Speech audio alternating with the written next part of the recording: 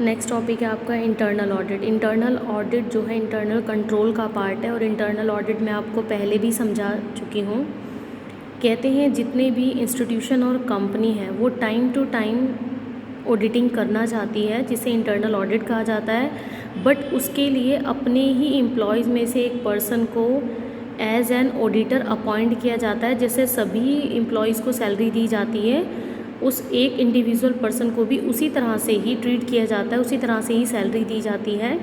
और यहीं पर है, अगर क्वालिफ़िकेशन की बात करें तो उसका कोई सीए होना कंपल्शन नहीं। अगर उसे अकाउंटिंग की नॉलेज है, वो ट्रांजैक्शंस को रिकॉर्ड कर सकता है, ट्रायल बैलेंस बना सकता है, फिगर में वो ऑल्ट्रेशन नहीं कर सकता, सभी काम इजी तरीके से कर लेता है और सारी रिपोर्ट जो है एक अपने मैनेजमेंट को दे सकता है कि जो बाकी एम्प्लॉयज़ है वो अपना काम सही तरीके से कर रहे हैं या नहीं कर रहे, उसको इंटरनल ऑडिट कहा जाता है और इसे लास्ट में अपनी रिपोर्ट सबमिट करवानी नहीं होती है। देखिए, अकॉर्डिंग टू मैगीज़ का क्या कहना है कि इंटरनल ऑडिट जो है स्टाफ फंक्शनिंग है, बिकॉज इसमें स्टाफ के ही एक मेंबर को अपॉइंट किया जाता है। अकाउंटिंग को किस तरह से अप्रेजल करनी है, financial and operating activities with in a company for the purpose of adding the top management in efficient administration of the. Efficient administration का यहाँ पर यह मतलब है कि स्मूथली फंक्शनिंग चलती रहे काम की, किसी भी तरह की कोई डिस्टर्बेंस ना हो। अब बात करते हैं ऑब्जेक्ट्स की। अगर ऑब्जेक्ट्स की बात करें कि जो हमने वो पर्सन अपॉइंट किया है वो आखिर किया क्यों है, हमारा क्या फ़ायदा हो रहा है एक ऐसे ऑडिटर बनाने में जो कंपनीज़ का ही एम्प्लॉयज़ हो। कहता है the main object of internal audit is to maintain the working capability of the accountancy. It is mean to ensure that the principle of accounting are followed adequately and reasonably.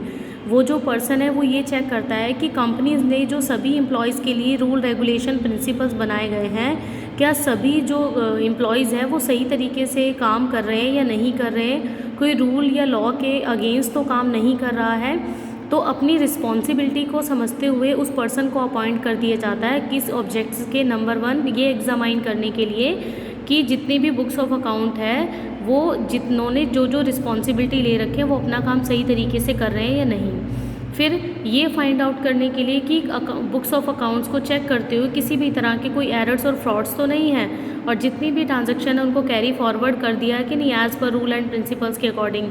और to locate the shortcoming, जितनी भी shorts coming है उनको necessary मतलब timely जो है उनको check किया जाना चाहिए और जितने भी बिजनेस की ट्रांजैक्शन से जितने भी इंटरप्राइजेस हैं उनका काम स्मूथली चलना चाहिए।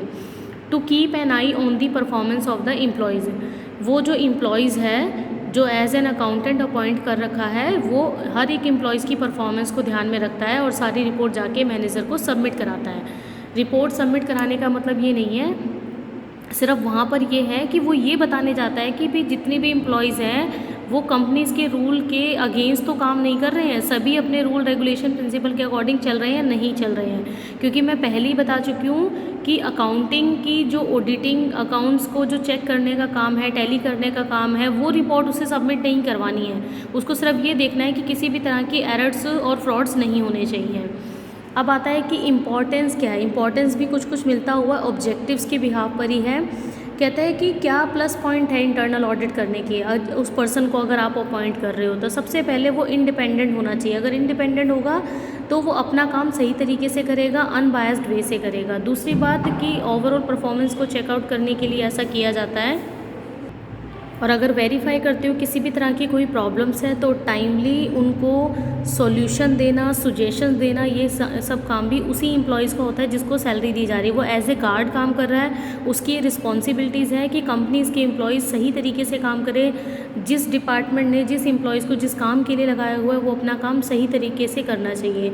तो लॉ ये प्रिंसिपल ये कहता है कि इसके फ़ायदा तभी है जब इंटरनल ऑडिटर को अपॉइंट किया गया है वो अपना काम सही तरीके से करे और जो प्रॉफिट एंड लॉस जानने के लिए हमने ऑडिटर को अपॉइंट किया है वो इसी तरह से चलता रहे। तो कहते हैं इंटरनल ऑडिटर की क्या क्वालिफ़िकेशन होनी चाहिए। ऐसी कोई प्रॉपर क्वालिफ़िकेशन इसके बारे में नहीं बताई गई है। ये तो इंटरप्राइजेज़ या कंपनी के ऊपर उसके सिनेरियो के ऊपर डिपेंड करता है और मैनेजमेंट के ऊपर डिपेंड करता है कि वो क्या डिसीज़न लेता है कि वो जो एम्प्लॉयज़ स्टाफ में से हमने एक पर्सन को अपॉइंट किया उसकी क्या क्वालिफ़िकेशन होनी चाहिए। वैसे तो ये कहा है कि उनका सीए होना या पोस्ट अकाउंटेंट होना ज़रूरी नहीं है, उसे सिर्फ अकाउंटिंग की नॉलेज हो वो ऑडिटर जो है बन सकता है। बट जो बड़ी बड़ी कंपनीज़ होती है जिनमें बहुत ज़्यादा ट्रांजैक्शंस की जाती है, उनमें हम ये मान के चलते हैं कि उनकी क्वालिफ़िकेशन, मतलब बाकी जो एम्प्लॉयज़ भी काम करने के लिए लगाए गए हैं वो एटलीस्ट सीए तो होने ही चाहिए, ताकि कभी भी हमें ज़रूरत पड़े तो उनसे इंटरनल ऑडिटिंग की जा सके। Thank you.